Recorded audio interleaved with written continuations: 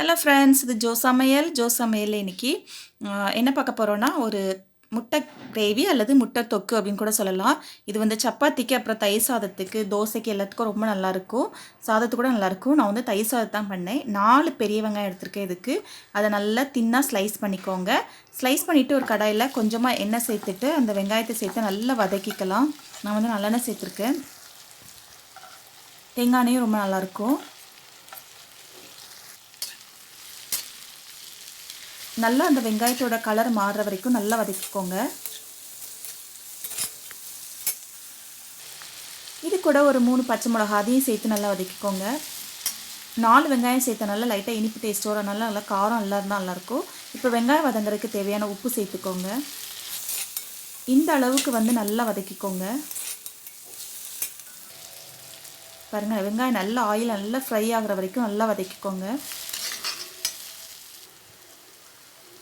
இப்போ வந்து 1 டீஸ்பூன் அளவுக்கு இஞ்சி பூண்டு பேஸ்ட் அதையும் நான் சேர்த்துக்கிறேன். சேர்த்துட்டு அதையும் நல்லா வதக்கிக்கோங்க. இஞ்சி பூண்டு ஸ்மெல் போகிற வரைக்கும் நல்லா வதக்கிக்கோங்க.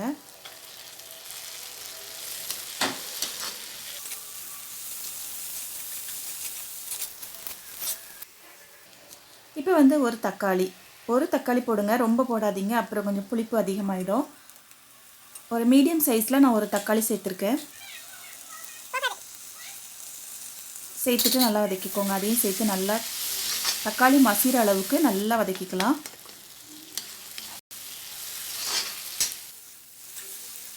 இந்த அளவுக்கு நல்லா வதக்கிட்டு இதுக்கு தேவையான மசாலா நம்ம சேர்த்துக்கலாம்.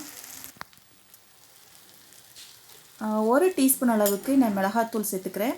அப்புறம் 1 டீஸ்பூன் அளவுக்கு காஷ்மீர் சில்லி. இல்லைன்னா நீங்கள் அந்த காஷ்மீர் சில்லி இல்லைன்னா பரவாயில்ல, அதுக்கு பதிலாக 2 டீஸ்பூன் மிளகாத்தூள் சேர்த்துக்கோங்க. ஏன்னா 4 வெங்காயம் நல்லா கொஞ்சம் இனிப்பு டேஸ்ட் இருக்கும். அதனால் நல்லா காரம் எல்லாம் போட்டால் ரொம்ப சூப்பராக இருக்கும். பச்சை மிளகா வேறு போட்டிருக்கோம். அப்புறம் 1.5 டீஸ்பூன் அளவுக்கு மல்லித்தூள்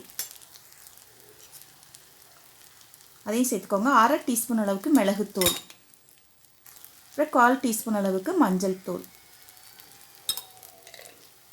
2 டீஸ்பூன் வத்தல்தூள் சேர்த்துக்கோங்க. சேர்த்துட்டு நல்லா வதக்கிக்கோங்க.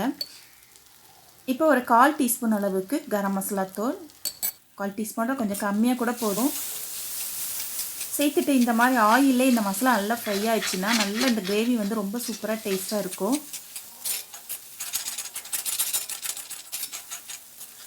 நல்லா வதக்கிக்கோங்க. இப்போ கொஞ்சமாக தண்ணி சேர்த்துக்கோங்க. ரொம்ப சேர்க்க வேண்டாம். ஒரு 1/2 டம்ளர் அளவுக்கு தண்ணி சேர்த்துட்டு உப்பு செக் பண்ணிவிட்டு கொஞ்சம் தேவைன்னா கொஞ்சம் சேர்த்துக்கோங்க. நம்ம ஏற்கனவே வெங்காயம் வதங்கும் போது நிறைய உப்பு சேர்த்துட்டோம். இப்போ வந்து நான் முட்டையை வந்து 6 முட்டையை பாயில் பண்ணி வச்சுருக்கேன். அதை இந்த மாதிரி கீறிக்கலாம். இதை முட்டையை வந்து ஆயிலில் கூட ரோஸ்ட் பண்ணி போடலாம். ஆனால் சரி, ஆயில் வேண்டாம் அப்படிங்கிறதுக்காக நான் அப்படியே போட்டுக்கிறேன். முட்டையை கீறி அதில் சேர்த்துக்கலாங்க.